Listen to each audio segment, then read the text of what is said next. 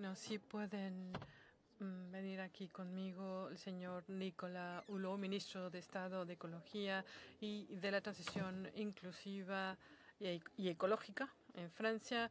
El señor Rafael Paquiano, por favor, secretario del Semarnat, copresidente de este panel. Y el señor Ángel Gurría, secretario general de la OCDE. Muy bien.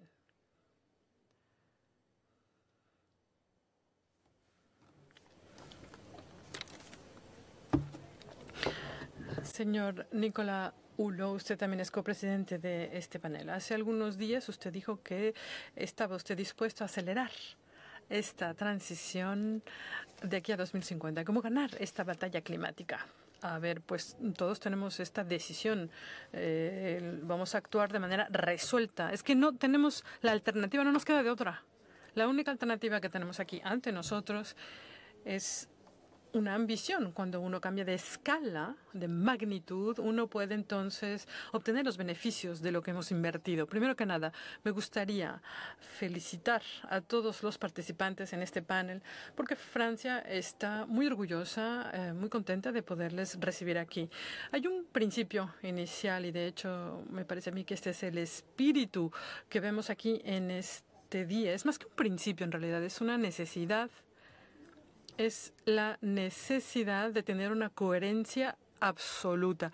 Y lo digo porque, bueno, hay un imperativo que la comunidad científica nos ha planteado. Este imperativo debe de plasmarse en todas las políticas públicas. La comunidad científica nos ha hecho la ecuación climática. Tenemos que renunciar a explotar entre 60 a 90% de las energías fósiles que tenemos de manera accesible fácilmente en el subsuelo. Es decir, que las políticas públicas no deben dar ninguna perspectiva a las energías fósiles. Dicho de otra manera, la coherencia, congruencia, es que cada cual a su ritmo, en la medida de sus posibilidades, pero con el mismo objetivo y la misma determinación. Hay que programar la salida de las energías fósiles. Las energías fósiles, ahora hay que entender que ya pertenecen al modelo económico y energético del pasado. Ya es el pasado, ya no son solución, sino que son el problema. Y en el mismo espíritu y con el mismo objetivo de tener una cierta coherencia, ahí donde los responsables políticos tienen un papel que desempeñar muy importante precisamente en este imperativo de coherencia, pues precisamente es esta especie de hipocresía, ¿no? Por un lado decir, sí, hay que liberarnos ya de las energías fósiles, ¿no? Y por otro lado, afirmar el hecho de que la comunidad internacional en mi propio país lo hacemos, seguimos en diferentes maneras, más de 300.000 millones de dólares cada año, seguimos dando apoyo a las energías fósiles con exenciones fiscales, con subsidios, para dar apoyo a un modelo energético que no solamente participa del desequilibrio climático, sino que además ocasiona externalidades negativas en la comunidad internacional, externalidades negativas que se cifran en miles de millones de dólares. Entonces, la coherencia consiste en terminar una vez por todas con esta contradicción, vamos a decirlo así.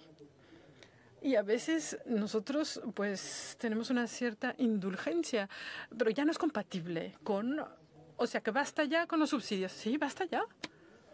Terminar con los subsidios y también, por supuesto, las energías fósiles.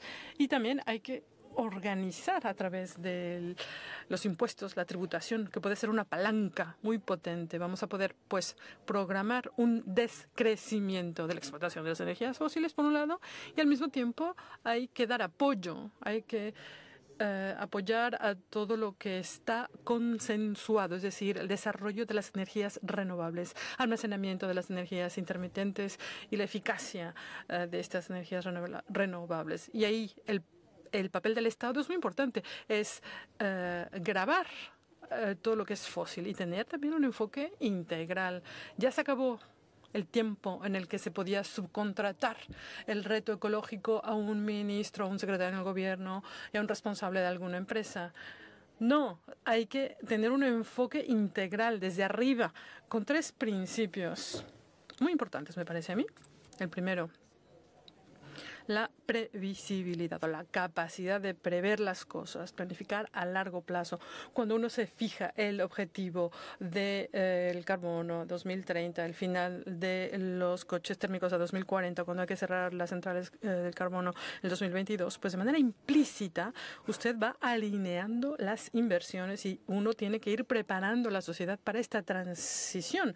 Es la irreversibilidad. Cuando uno se fija un objetivo, en ningún caso, cualquiera que sea la alternancia política, no se puede cambiar las reglas del juego en el camino. Tercer principio, esta progresividad, porque no puede haber transición ecológica y energética si desde el punto de vista social no es aceptable y benéfica. Es la única manera para que la transición sea socialmente aceptable y benéfica, es la progresividad. Anticipar a aquellos sectores, a aquellos empleados que van a verse afectados por esta conversión y hacer todo lo posible para que no se vean afectados, sino que al revés obtengan beneficios, porque va a haber cada vez, va a haber 10 veces más puestos de trabajo creados que afectados con esta transición energética.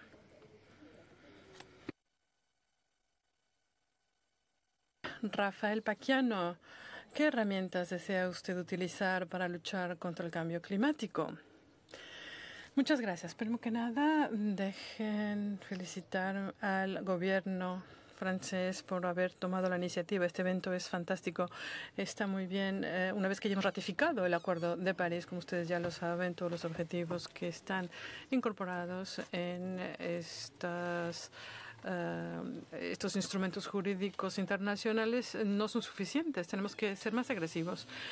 Una medida que me parece a mí que de verdad convence a establecer estrategias locales es, por ejemplo, la fijación del precio del carbón, el mercado del carbón no. Por esta razón, nosotros, entre otros instrumentos, por eso otros países, por ejemplo, Estados Unidos, algunos estados de los Estados Unidos, como California, están tratando de convencer a más de 15 estados de los Estados Unidos y muchos otros países están en esa dirección. Y México también.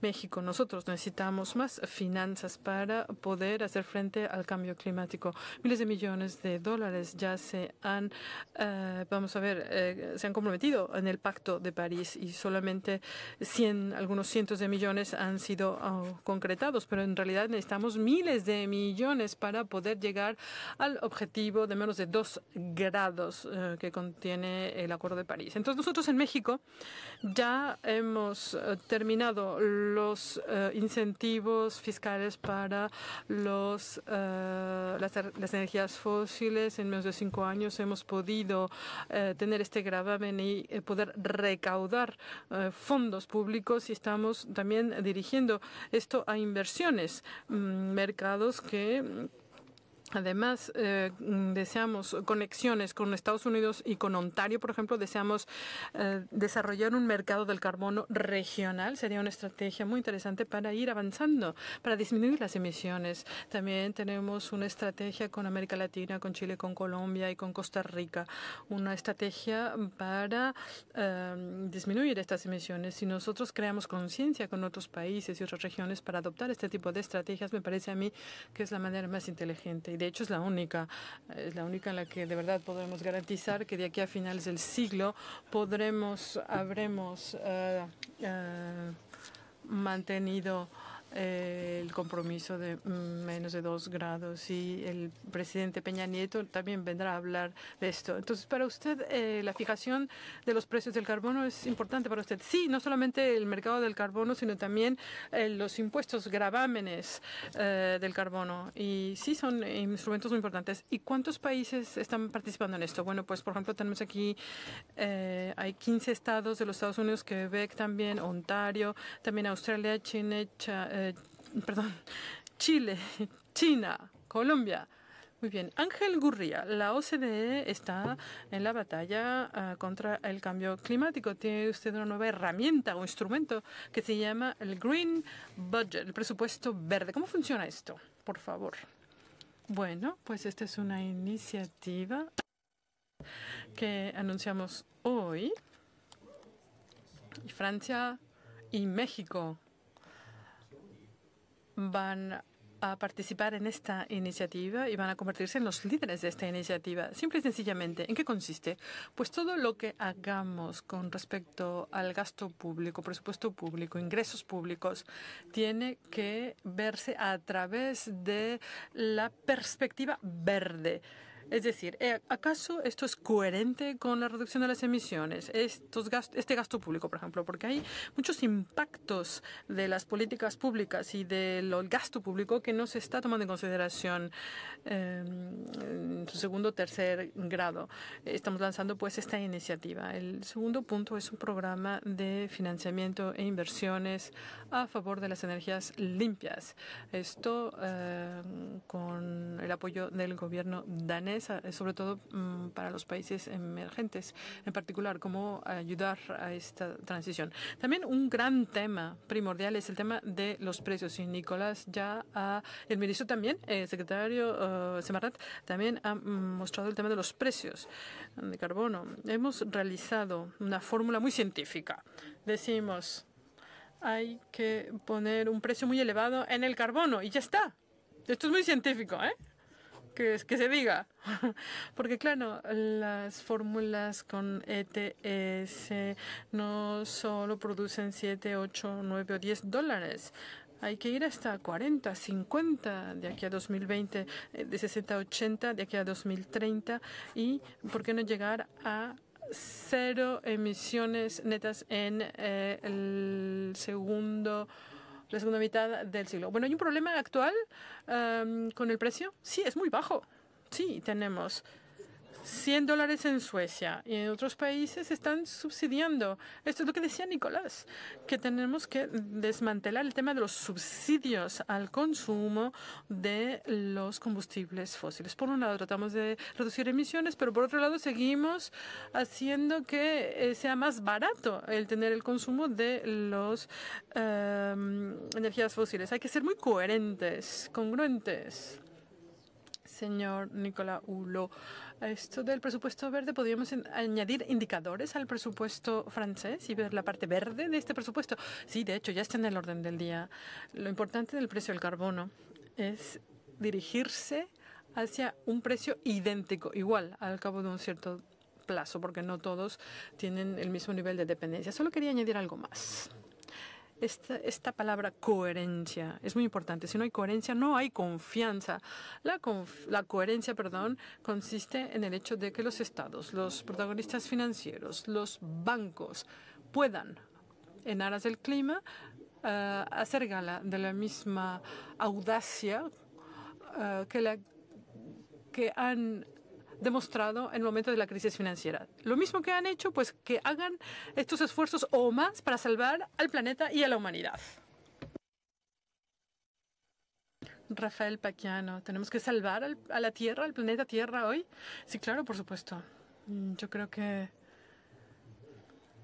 aquí estamos dando testimonio de los efectos del cambio climático. No es algo que pasará en el futuro, sino que ya está pasando.